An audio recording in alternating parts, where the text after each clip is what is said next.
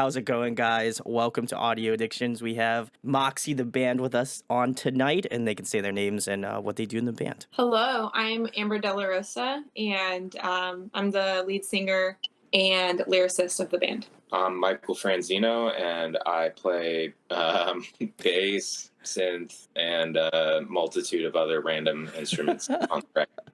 My name is Drew Owens, and I play whatever is needed. For Mike and I both, it's like bass, guitars, synthesizer, drum machine, acoustic guitar, production, engineering, all the stuff. Jack of all trades. Do the things that our minds are thinking up. We got to figure out how to do it. He's the facilitator. We got Drew, the facilitator here. But thank you guys for coming on. I was telling Amber and Mike earlier that I was listening to the newest song that you guys released, which is The Feeling of Letting Go, as I was like running back to my apartment, and I felt like I was in like an 80s action movie. It was great. So can say good running song, can confirm, it'll make you just make the pace that much better. But thank you guys for joining me. I have an important question to ask you, and I'm sure you get asked this a lot, is, how did Moxie the Band formed? How did you guys all come together and create this sick band? Well, it started kind of with the disbanding of my previous band, A Lot Like Birds, where I kind of just, obviously didn't want my musical journey to end there, and kind of just frantically writing a million songs in a million different genres, trying to figure out what I wanted to do. Because an interesting thing happened with Birds where I kind of locked myself into what I would be playing for the next decade when I was 18 years old, which is a little tough because I don't know if you like anything you liked when you were 18, but I don't anymore. And so I was trying to be really careful about picking a sound, and so I was picking all of them. And I was just kind of lost, and I sent Drew here over like 40 different ideas, and was just like, hey, I'm losing my mind. Do you want to join a crazy person's band? Make sense of this? And he did, and we kind of took those like little ideas and developed them together into full songs. And then somewhere along the way, we realized Amber was the singer for us because we were producing her solo stuff together, and we were already a pretty good team.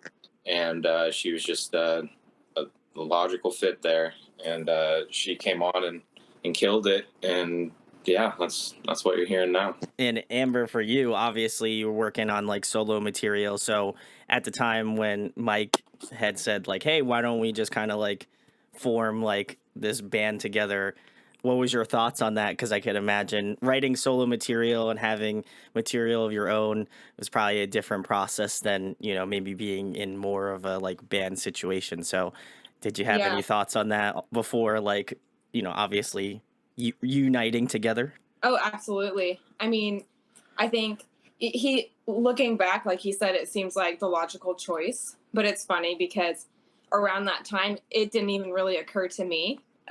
like I, and here I was kind of, watching Michael. I was really a witness to the process of Michael writing these, 40 million ideas that had elements of every genre and instrument that you could imagine. And I was a very active listener of every demo and wave file and alteration songs. And the whole time, I was super interested in, and also super curious about what the album would become, especially when Drew joined on, and also interested in like, man, I wonder what singer they're going to bring on to this. Like little did you know, right? Yeah. Like, what could you write to this? And, like, what does this call for? It has such a strange sound. And I was already kind of entering new territory for myself by meeting them in the first place and diving into pop. Because prior to that, I was playing a lot of Indian, and I still do play a lot of Indian folk music live. So this was my first kind of, or meeting them was just kind of just a deeper dive into actual product, or like just deeper production and engineering and all. So yeah, I've said it before, but I felt like when Michael kind of like actually sat me down and asked me to be the singer, it felt more serious than when Michael sat me down and asked me to be his girlfriend. It was like a way bigger. It's important, yeah. So so yeah, and I said yes. She said yes. So yeah, and then little did I know it became just like the craziest musical and creative endeavor, this far. So so yeah, it's been wild. And then for you, Drew, obviously, I have personal friends of mine that have worked with you in the production role, and so obviously I'm familiar with your work in that aspect. So to see you in a band is, at least for me, a completely different angle from how I see your stuff. So when Mike asked you to join Moxie the Band, what was your thoughts on that? Because I'm sure being a producer, you have your plate full with doing that, certainly. So how did that process kind of come to be too? But yeah, I had worked with Michael and a couple other bands that he was in, and yeah, I've always enjoyed writing music and like co-writing myself. But yeah, Michael kind of just approached me when A Lot Like Birds had dissolved, and said, I got to keep doing this. And I've got these ideas, these sketches, and would you be down to do something with these and to do something together? And yeah, I said yes, and I had no idea what I was getting myself into. Right? that we both had the most enthusiasm on and developed them into full songs. And then yeah, we had actually, like, the both of us had been laying down scratch vocals, didn't know like who really was going to sing. And then I mean, it just became clear that Amber was the obvious choice. And yeah, she was gracious enough to lend her talents and to come on board, and that's the rest is history, as they say. I feel like I feel like it was almost as if, like, I know it almost felt like a fate moment where obviously I kind of went back and like looked at some of the different histories from, different projects you guys have been a part of. And I was like, oh man, I really enjoy this band. And I had some other friends of mine recommend me you guys as well. So it was already something that was like in my head. And then when Becky had reached out to me to say, hey, you want to have Moxie on? I was like, 100%. Like, these guys are really cool. And to kind of go through and listen to The Feeling of Letting Go. And obviously I'll go back and listen to, it looks like you have Prawns out on your YouTube channel, as well as The Cost, which I'll leave links in the description to go check out. I really enjoyed what was going on with just like kind of that synth pop. I feel like that's a large, I feel like that's been kind of like a large following over the years, where that kind of sound has been really big. Like the Midnight, it was like one band that I thought of like pretty instantly that you guys kind of have that sort of similar sound to. I just listened to like the new Dayseeker record, and that also has kind of a lot of like synth and like electronic elements in it. And I think you guys definitely have like a unique pop synth kind of flavor to your music. Was that, I imagine that wasn't the first sound you guys landed on initially, but I'm glad you guys wind up going with this thought process, because I think like the hooks were really catchy on The Feeling of Letting Go, and I'm excited to listen to the other two and really get hooked on it. I'm curious what the sounds were prior to this. Were you guys planning on going in this like synth pop direction, or were there other like maybe demos or things that maybe went in kind of a different direction that most people maybe wouldn't have expected? Yeah, it kind of narrowed into what it is. Okay. Kind of more of a. It always had synth for sure. Like Drew kind of got me into vintage synths, and I was kind of nerding out on that a lot as all of those demos were coming out. And there's obviously a lot of different directions you can go with synth. Sure. And like like heavy EDM is cool, but like I didn't quite want to go in that direction. Like I still wanted to have like live band elements, and so like packaging that into something that is cohesive and makes sense is challenging. Yeah. And so like a lot of the stuff, like there are a lot of different directions. It could have gone like more cinematic. Like there is a track on the record that's like that's basically a movie score. And then it could have gone more rockin'. There's a couple tracks on the record that like are a little bit more in the rock direction, and like entirely live drum based. And then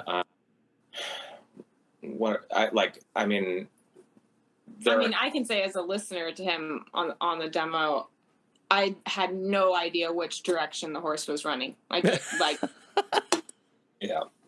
Yeah, I mean, there are even kind of more like indie heady directions it could have gone, but as we started to like structure the songs, and like Amber came on and started adding vocal melodies to it, it just started kind of like narrowing into this thing that like she had like really strong melodies that were worth repeating, and we just had some like great choruses, and it was just kind of like before we knew it, we had a more or less a pop record. So yeah, I feel like where we got it kind of happened organically. Like from the outset, I don't think we really determined that we were going to make a record in whatever this genre, but just going with ideas that were like things that we enjoyed listening to.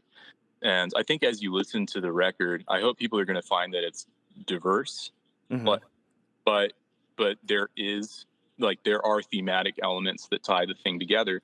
I mean, and the most obvious one is Amber. Like she, like her vocal style really creates a powerful theme to a really diverse record. And for me as a listener, I enjoy a diverse experience when I'm listening to an album, and like I want every song to kind of have its own personality and space in an overall theme at the same time. So I hope that we've done that and that it resonates with people.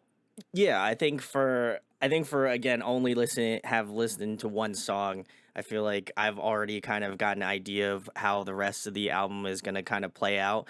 But I'm always curious to see if there's going to be some songs on the album that are just like maybe a little bit more to the right, a little bit more to the left, and have a different diversity. Because very easily you could just kind of keep to the same lane and do the same thing, and that would probably work out well. But I do like when albums have a little bit of a like roller coaster effect where you have some songs that are like you're at your real highs and you're like, okay, this is great, and then you have ones that are like a bit lower down and you're like, all right, now like how are they going to kind of manage it?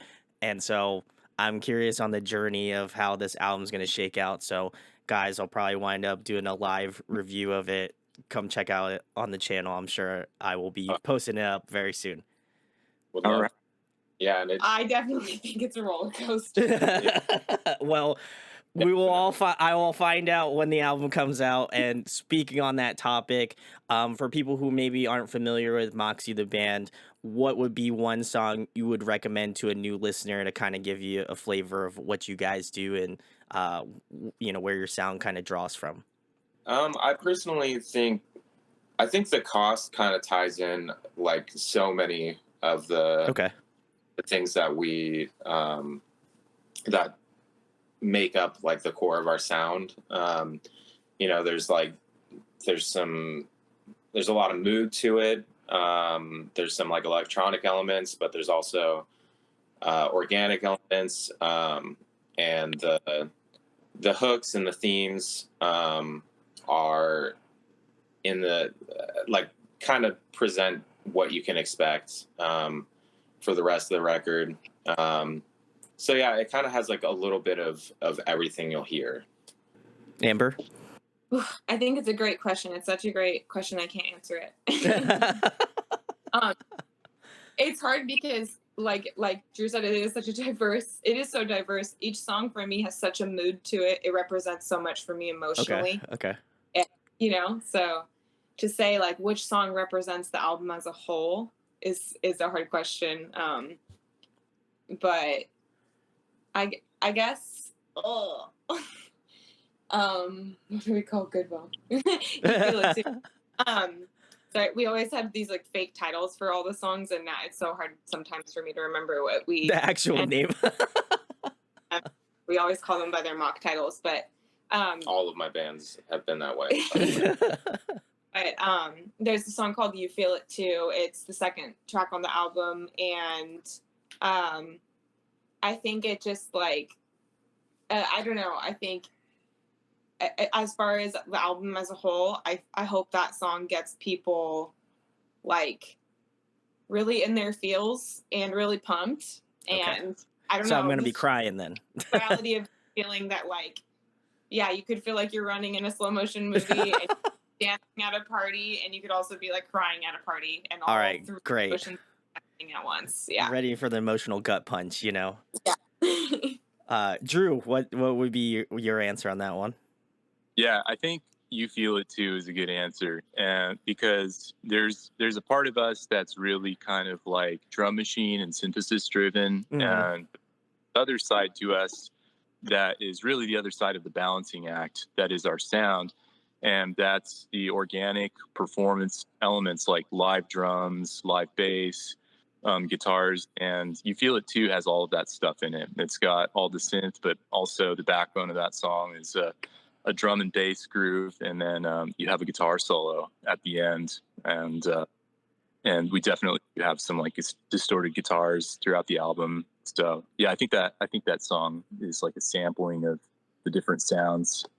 There we go. I'll have to check out that one. That one, it's got two out of 3. I feel like that's got to be a powerful track. So guys, I'll leave a link in the description to go pick it up. I also want to give you guys massive kudos for hitting the goal on Indiegogo. I just saw that, and I am going to buy.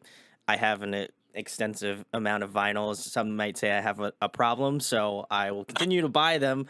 But I saw that you guys have one on vinyl, so I'm going to have to definitely grab one before they're all gone. So, guys, if you're watching this, don't buy it before me, but like you should definitely buy it. Just just saying. But I'll have to grab one, and then obviously the campaign is still up. So if you want to go pick it up, definitely go do it. I'm sure they would greatly appreciate it. But the next question I have for you guys is who got you started out in music, who kind of influenced your style early on, and then who influences Moxie more currently in terms of like maybe artists you're listening to more currently?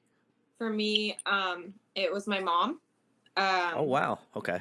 Yeah, just because I think I think my earliest memories of just kind of forming a relationship with music, I think of just kind of being in the backseat of my mom's car on a long drive, and she's playing the Cranberries, or I don't know, the soundtrack to Practical Magic, or just like whatever random, like road trip woman finding herself songs. That's some vibes there, yeah. That's what she put on. My mom's just a really beautiful woman, and I've come to love and respect her so much over the years. And she was just so just from such a young age, she helped me feel like I had a gift with music and songwriting in particular. And showed me how much emotionally music can affect or help people. And she just exposed me to just so many strong female artists. And yeah. Yeah. Ooh, all right. For me, I think music like really clicked when I got, I'd say like the idea to play music really clicked when I got expelled in 8th grade and had nothing to do, and all my friends were at school, and I was angsty, and I just I had this guitar my dad had bought for me, and he had tried to give me lessons before, but like I don't know if this is the case for everybody, but I feel like when you're kind of younger, like you know, in elementary school and stuff.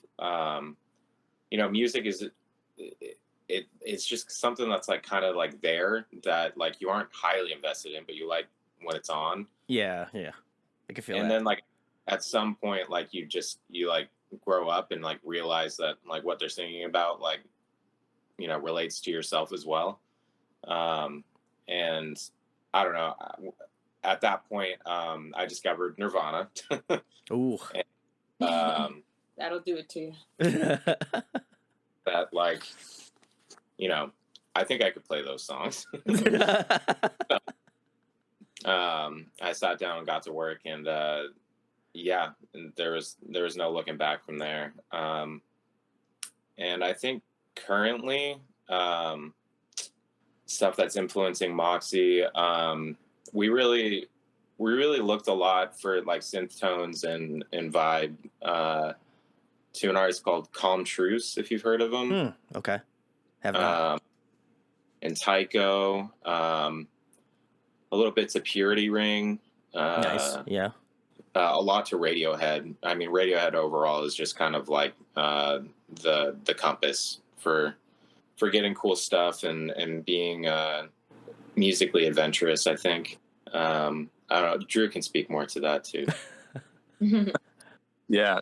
Well, like, I don't know if I'm going to answer like starting out in music for me at first. I always grew up around music. My mom was really into like the pop artists at the time. She would just listen to all kinds of stuff like Michael Jackson, Elton John, ABBA, like Rod Stewart, just like all over the place. And so I grew up with like listening to just all these hits. And at about like age 9, I was, let's say, heavily encouraged to learn to play the piano. And I didn't like love it at first because I was just music that like I hadn't really fallen in love with music yet.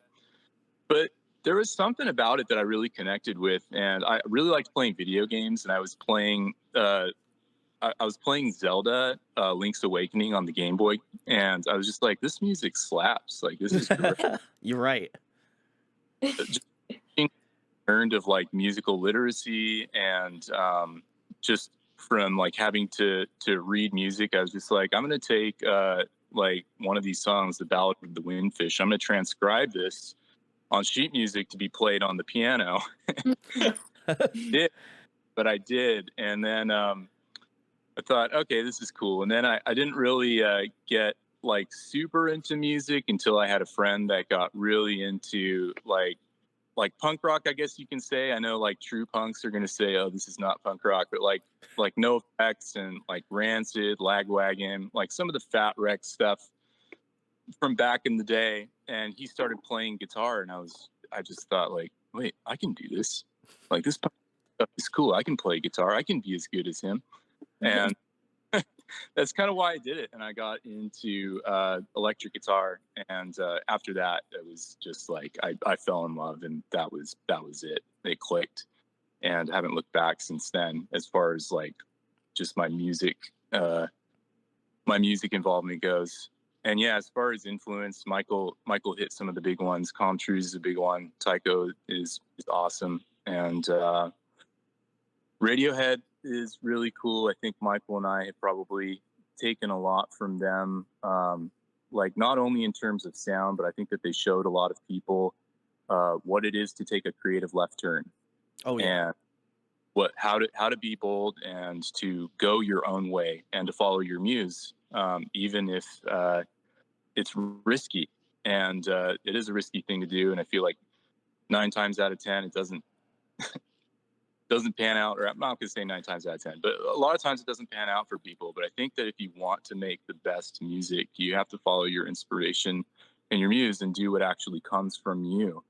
And this is what came from us. And yeah, we just tried to incorporate all the stuff that we like to listen to. Polyenso is another band that we enjoy and reference. And so many more. I like Foster the People, that album Sacred Hearts Club. I definitely was listening to quite a bit. Yeah, and so so many more. I mean, writing music is just a continuation of all the listening that you do, and that goes into the art that you end up expressing. Yeah. I would agree with that, and I like the fact that both Drew and Mike had a very similar situation of like getting into music in that aspect, except for, unfortunately Mike was, said that he got expelled, so I feel like that wasn't on Drew's list. But however, I thought it was really interesting because very similarly to both Mike and Drew, like my family wasn't very musical, and they got me like one of those like guitars that you get in like a box. You get that like tiny amp, and they were like, you should learn how to play this. And then I was like, why would I want to do that? I'm like a 10-year-old kid that doesn't want to learn how to play guitar. And then I think it was just like one day I just saw it like sitting in like our living room, and I was like, let me just do it, I'll pick it up. And then I fell in love, and now I have a YouTube channel where I talk to musicians. So I feel like it's all part of that course, but it's a great feeling. And I always appreciate when people tell me about their musical journey, because it's so different and everybody has like a unique way of going about it. And to kind of piggyback on what Drew said about like writing music from the heart, I feel like you guys have such a level of honesty in the way that you write. Because I was like, even though I was like running back to my apartment, I was just like, let me like kind of like actually listen to it in that sense and not be like panicking that I'm not gonna make it there in time. But I was listening through to it, and I was like, this is such like, there was such like musicianship and like craftsmanship in the way that you went about that song. And I feel like just with that song alone, I was already like immediately hooked on it. And so I feel like the rest of the album is going to just drive that force even more so, where I'm going to be like, man, I'm already invested in this one track. I feel like the rest of the album is just going to kind of like, encircle me and have that sort of moment of like, wow, these guys got some really great like pop hooks, and the synths, like the way that the songs are like layered and organized, are just so like well antiquated. And so I was already really stoked. So I'm gonna have to again listen to the entire thing, and you guys can let me know if I'm anywhere close in terms of what you guys are going for process wise. But I really enjoyed it, and then I also realized that mid sentence when I was talking about all the music videos, I believe I said prawns instead of pawns. And I saw you guys immediately laugh, and I was like, wait, there's no R in here. So again, guys, you can meme me all you want. It's great. What's funny about that is I like have a file in my computer where we just anytime she says pawns, I put a prawn on the screen. And we were gonna release that at some point, so I'm just on the ground level, guys. I just want to let you know I was already in the DMs before they happened, but that's great. I saw your guys' face, and I was like trying not to like, I was trying to like just be like, just focus, man. You fucked up, but like you gotta push through it, so.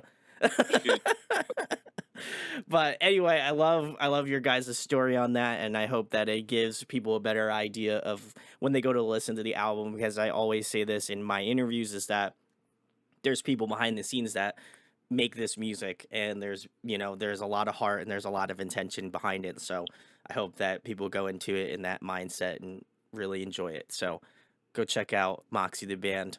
And the song is not prawns, by the way, just for fair warning. So don't go looking that up. You might find something different. I don't know. But the next question I have for you guys is a fun one. If you guys could pick a song to cover, what would be in that selection? I feel like I recently said something. I recently was like, we should cover that. We're always arguing this. Now it's time to hash it all out in a video, Oh, my mind's rambling. Yes, pitching songs to each other. Yeah.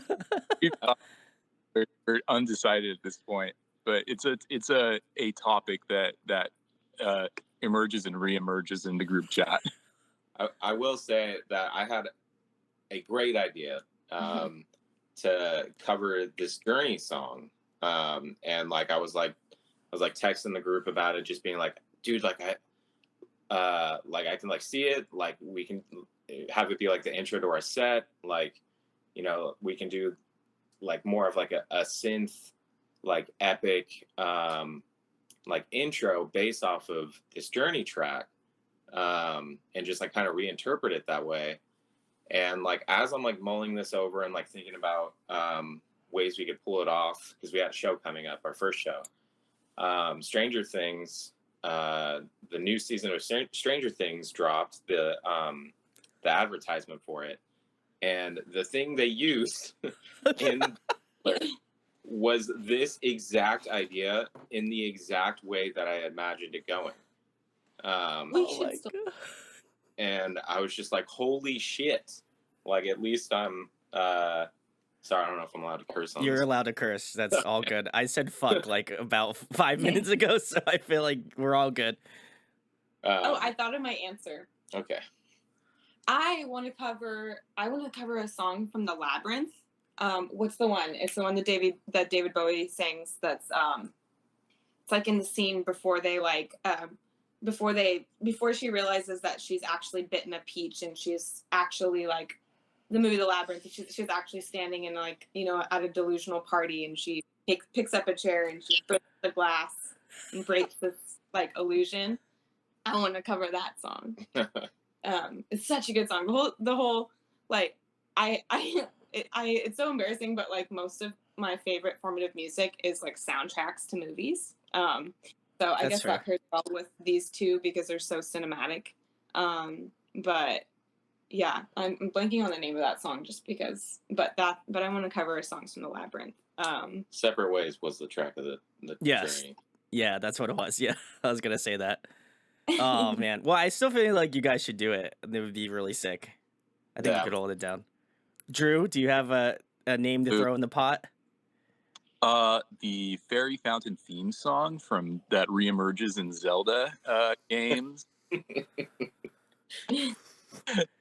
That I'm being partially serious, but actually, yeah, that would be tight. I really like the songs "Dreams" and "Gypsy" by Fleetwood Mac. Really a big fan of them, and yeah, I think we could bring something cool to that if we wanted to do it. But yeah, I don't know. Those are the ones I could think of. There are just tons of songs that I'm like, oh yeah, that would be cool to cover, and then I'm like, no, that would be. Any in the Jets by Elton John, like that's a weird one to do, but I love that song. Yeah, I don't know, stuff like that. We'll come up with something. I feel like it's almost like sometimes with cover songs, it's like you don't want to touch the song because you know it's so like sacred. You know, it's like, oh man, I don't know if I want to do that Elton John song because everybody knows this song, and if I like screw it up, then like everybody's gonna be like, yeah, man, I don't know, I don't feel that one. That wasn't that good. And then you're like completely screwed out of that person checking your music out. But I always like when bands do covers because I feel like there's a level of like if I'm not familiar with the band and I go to see them and they kill a cover, then you got a new fan. Like that to me is like the selling point. So, you know, I don't want to be biased, but I love Drew's pick about the Fairy Fountain, you know, again, being a major nerd, you know, as you can tell here, you know, so I feel like very, very, you know, it's significant bias, but I would love to hear any of these covers. I feel like Journey is another band that I grew up listening to a ton, so I'd love to hear you guys' spin on it. But guys, let Moxie know in the comments what song they should cover next. Who knows? You may see a cover from them coming up pretty soon. So we're gonna move it on to the next question, guys. If you were to have a dream collaboration, who would you love to have on an up-and-coming Moxie record? Ooh, that's a good question.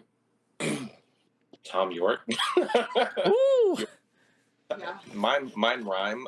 Tom York or Bjork. Caroline Polachek, definitely. Blue to Tiger. That'd be dope. I mean, Michael's an amazing bassist, but Blue to Tiger, I love. So many. I don't know. Obsessed with way too many people. We already have Young on our album. That's pretty amazing. Yeah. she's a dream artist to work with, and we got to work with her. That was a dream feature for sure. Sorry, Drew. What were you gonna say? You?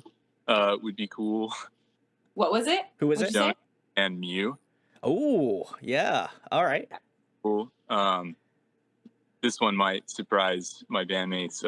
Samir from Young the Giant would be dope. Oh, yes. That would be very cool. And he has Indian heritage like me, so it's like I feel that. I like that. I feel like that would be very cool and mesh well with like Amber's vocals. I could see that happening. I could see it, you know. I would love to go be on that pitch, you know. I would be about it. Also, I like that you mentioned Yvette because I am literally wearing a Covet shirt right now. Gosh. Oh, hell Yeah. Shouts to Yvette. She's a good homie. I love her. So Yeah. she's great. And then I did see that clip. They're awesome, and I'm very excited to check out her parts on the album because she's so talented. So again, Plays on prawns. on prawns. Okay, cool. I'm very excited. Is there gonna be like shrimp that like come out like in the? Okay, cool. I'm looking forward to it. Yeah, we dress her up like a shrimp, and she comes out and plays. She just starts, playing the violin. There's just a bunch of. It's like all that. She's just a dancing like prawn, just fiddling away. That's what. Listen, if she doesn't do that at an up and coming Moxie show, I'm gonna be very upset. So let's make that happen. I don't know what we have to do, what type of paperwork we have to sign, but I'll put my stamp of approval on that. But yeah, that would be very cool. I definitely, like I said, having Yvette on the track was very cool, and I will have to listen to Pawns, not Prawns, guys. Remember, I said it earlier, but just in case you weren't paying attention. But yeah, I would love to hear Young the Giant. I feel like that would be really cool. So guys, if you want to go on Twitter, tag Moxie the Band and Young the Giant and say collab ? Listen, I'm not a legal scholar. I didn't go to law school, so take my words with a grain of salt. But it might be, the avenue to go down. So just saying, could happen. So they're already working on the next single, so be excited. The song's already in the works, so keep your eyes peeled. But next question, guys. If you guys were to play another musical instrument, what would it be? Harp. Ooh, good one. I like that. I feel like I was born to be a drummer, and I've just been making a mistake my whole career, playing melodic instruments. I really just listen to drums, so I don't know what I'm doing, honestly. For me, yeah, drums is a good one. I have this student cello that I've been fooling around with in my studio that I got for cheap, and actually I faked it a little bit. I've been starting to try to fake it on like recordings, like trying to just bow well enough like to be passable and like put together a bunch of different takes. I just love that texture, and I on a single I did with my friend Sam Cole, we actually were both kind of faking the cello on that. So working on making that a reality. Yeah. I don't know. I feel like it would have been better if you just kept that a secret, Drew, and then you're less like, yeah, I'm just a master like cello player, just celloing it up, and they're like, oh, well, why don't you play something? And you're like, man, I can't edit this in real time shit, like, God, now everybody's gonna know. But that would be very cool. I feel like cello, if it was on the up and coming Moxie record, I feel like that'd be really neat. So I'd be about that. Yeah, we definitely do have strings. Yvette actually played violin on a few of the songs. So yeah, it would be cool. We'll see where my skills are at. Well, we'll have to check in, and we'll have to get a Drew update on his celloing, celloist. I don't even know what would you say in terms of how to cello? Just Drew's cello skills. We'll do an update on that. But the next question I have for you guys, again, as you can tell, I'm a huge nerd, so I feel like I am obligated to ask this question to you guys. If you could be a video game character, who would you be? I would be the the line, the 4 line on a Tetris. Smash and just. You got to get the whole line break, you know. I got you, Amber. Oh man, I'll let Drew go. I'll go first because I have answers to this. Well, obvious answer for me would be Breath of the Wild Link. Flex. Like, it would just, I would be impossibly powerful. To jump in the air and then freeze time while shooting just an indefinite amount of arrows, nobody would be able to stop me. And I think my other answer would probably be Geralt of Rivia from The Witcher 3, because he is tough as nails, but also impossibly handsome. Wait, so you're saying you're not handsome now, Drew? I would argue for that, you know. Geralt of Rivia, Drew Owens. I think it's more like this, if you ask me. Yeah. Like, you know, the Henry Cavill style Rivia too. That's I mean, it's still the video game character, but it's his take on it, which is awesome. That was mine. I'd say the little guy from Harvest Moon. I just feel like he lives a very simple life, and it's very humble, but it's honest, and I appreciate that.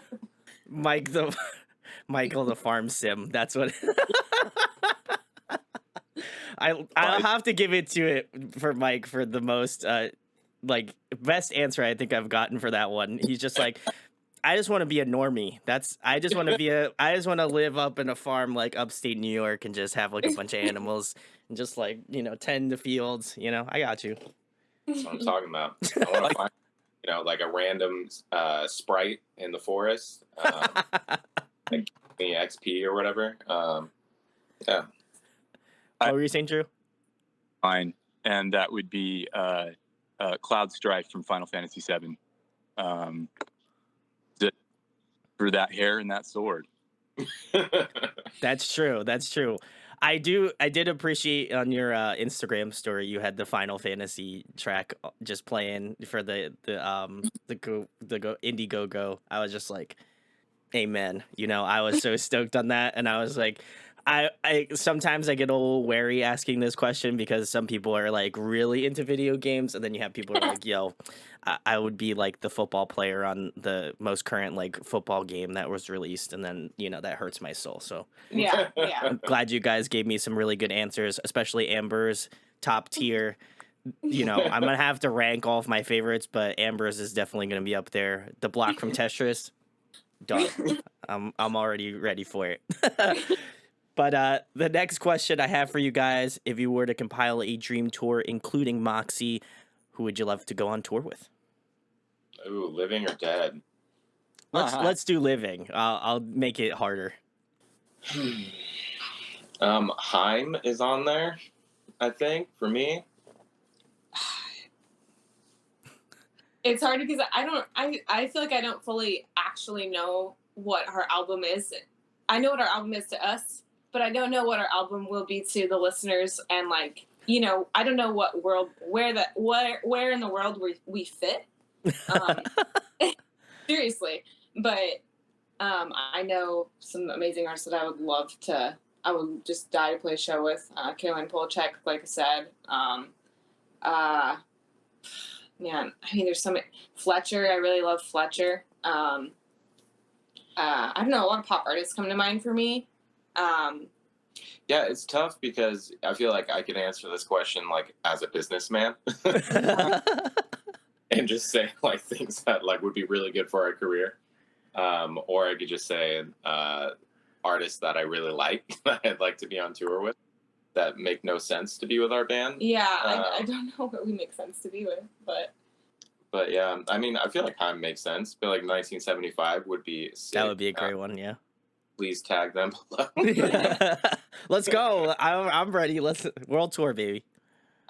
Rufus the Soul would be sick. That'd be sick. Definitely Caroline Polachek. Yeah. Purity Ring would be sick. Ooh, all right. I like What was that, Drew? I like Active Child. Add into the. That would be sick. That's another influence on the record for sure. Fun. Yeah, I don't know. I'd love to tour with Tycho. That would be so sick. Oh yeah. All right. We got some good names in the pot. So I feel like if I was to arrange it, I feel like 1975. We have Tycho. As I mentioned before, the Midnight. I feel like you guys kind of have that like 80s pop synth kind of vibe. And then we'll round out with you guys, Moxie. So guys, you can buy tickets right now, pre-sale in the links below. Go pick it up. You know, they're already 2023 big year for Moxie the Band. So they got this huge prawn sponsorship too this year. So be stoked. All the prawns you can eat. All the prawns you can ever eat. They're going to be at the merch booth. They're going to have live active prawns. So every time you buy a shirt, you get you get a real live prawn that you take home. I feel like that would be shows if we do that. To be very concerning, I think. You'd be like, man, the health of those prawns, are they gonna survive on tour? You can only get it at day one. That's it. That's how long they'll last for. But guys, seriously, if you would love to see them tour with any of those bands, make sure to tag them on any social media, because I feel like, you know, I like to manifest things. So I feel like if we're going to try to do it, let's go for it, you know? So, but the last question I have for you guys, what do you want people to take away from Moxie as a band? Whether it be from the new album you guys have coming out, as well as kind of maybe from a musical direction, and then tell them where they can find you out on social media as well.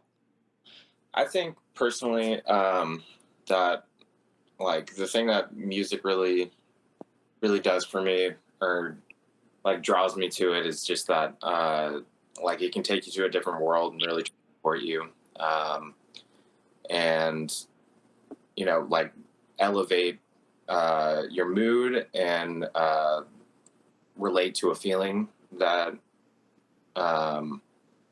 you know, you hope that somebody else has. And like I would hope that we could do that for other people. And then also, like, in a nerdy sense, I hope that someday, like, we are the artist that somebody else references the way that we reference other artists. Sure. Like, that we make a musical decision that somebody was like, I want to do something that was as bold as Moxie the Band. I agree. Amber, what are your thoughts on that? I think that's very sweet. For me, I think, I mean, maybe, I don't know, I can be a very melancholy person, just despite, you know, my like brightness at times. And I think there's a lot, I know there's a lot of the world that are just humans that are, you know, kind of suffering with some like inconsolable pain, and some really inconsolable grief for situations, circumstances, loss, longing, lack, neglect. I know there's a lot of people just going about their days trying to operate when there's a whole kind of world of hurt that they're carrying behind them, and trying, like, you know, like clawing tooth and nail to get through. And there's a lot of suffering and silence that people are doing to just be the strong humans that they are.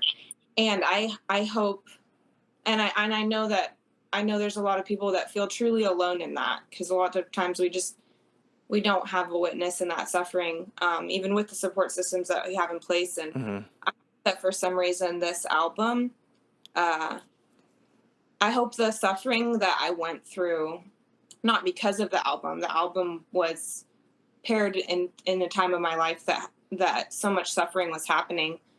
I hope this album meets people at a place where the album met me, which is that these songs carried me through these like blistering emotional storms. And I don't know, it carried me through, and it synthesized my feelings. This album was like a cosmic soup of everything that we were all going through at that time, and some really heavy things I was personally going through, that we were relationally going through, and that the world was collectively going through. And this album was just like the thing I kept hanging on to try to get through and overcome the best I can, and like somehow still like shake it off in the end and dance and be like, all right, you know, I'm going to keep going. And who, like, I don't know. I just want people to see that you can go through some really painful things in life, and who knows, you might write a song about it later that makes you look back and go, wow, you know, I'm not glad that thing in my life happened, but look at all that's come from it, and look at what we've made from it. And we've just paid homage to all the things that we've lost, and the people that we love, and that fight within us. So for me, Moxie the Band is about the fight and overcoming and hanging on. Drew, your thoughts? Yeah, I hope that our music makes other people feel the way that I feel when I listen to music. I have listened to music that inspires. I hope that inspires and uplifts others. I hope that can be someday a reason that people come together and share a love of something. And I hope, like, for other creators out there, it'll challenge people's tendency to think rigidly, and that we could be part of something that inspires people really right from the heart, and to go where they really want to go, and listen to all kinds of different music, express all of their influences. I've found a lot of joy. I hope other people. Yeah, I hope that a lot of people take what they want to out of this album. I know when I listen to it live, and I hope that I can experience a plethora of emotions of going through that album, and kind of put myself in your guys' shoes in terms of, you know, experiencing those emotions or feelings and kind of channeling it to my own. So I'm very excited to get into it. And when the album comes out, which, by the way, is a perfect segue to you guys, you know, where can they find you at on social media? What's the album title? And, you know, obviously, when does the album release so that people can take a listen to it? The album's called Dream Feeling. It releases on November 11th. You can pre-order that on Indiegogo if you would like. Our social media handles are all just Moxie the Band. Yeah. So on Amber De La Rosa, my solo project ties into Moxie the Band a lot. And yeah, go look me up on there as well. And you'll see a lot of the process behind, or the emotional process and creative process behind the lyrics and all that for Moxie the Band. All right, guys. Well, thank you very much for joining me, guys. If you want to go check out Moxie the Band, all of the links will be in the description to go find out about their music. Go pick up the new album on Indiegogo. You already know, as soon as this is over with, I'm going to go grab the vinyl. So go grab it yourself. And if you guys like this interview, make sure to share it. Like it, subscribe. It goes a long way. It will also be up on Spotify, Apple Music, iTunes. So if you don't want to look at me, you can listen to me. So thanks to Moxie the Band for coming on tonight.